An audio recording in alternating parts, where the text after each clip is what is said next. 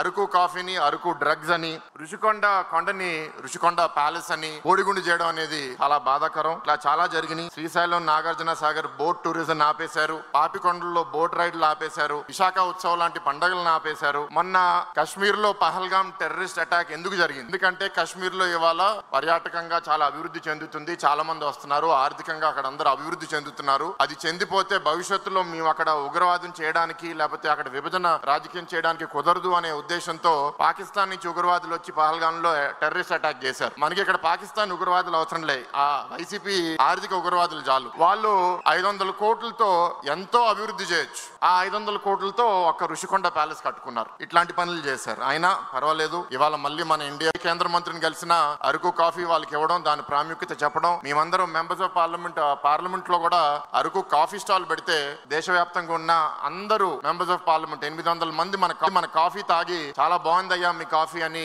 వాళ్ళు కూడా దాని గురించి పోస్ట్ చేస్తుంటే చాలా గర్వంగా అనిపిస్తుంది. వాళ్ళు ఆపేసిన ఈ బోట్ రైడ్లన్నీ మళ్ళీ మనం స్టార్ట్ చేశాము. క్రూజెస్ కూడా వైజాగ్ లో ఒక క్రూజ్ వచ్చింది.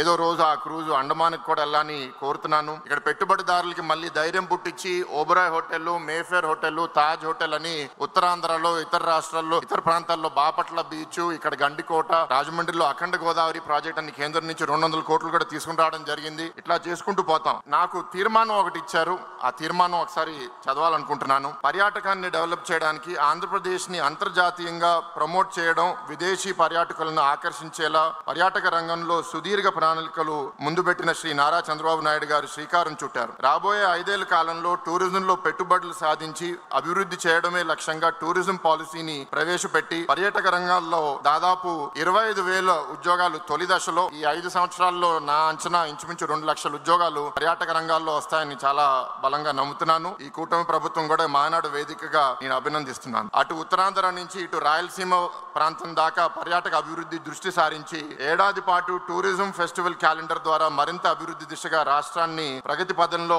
పయనింపజేసేలా ఈ తీర్మానాన్ని ప్రతిపాదించడమైంది. బాబు గారి నాయకత్వంలో, లోకేష్ అన్న నాయకత్వంలో వేదిక మీద ఉన్న నాయకులందరూ, ముందున్న నాయకులందరూ కలిసి పనిచేసి ఈ రాష్ట్రాన్ని ఒక స్వర్ణాంధ్రగా తయారు చేస్తారని చాలా బలంగా నమ్ముతున్నాను.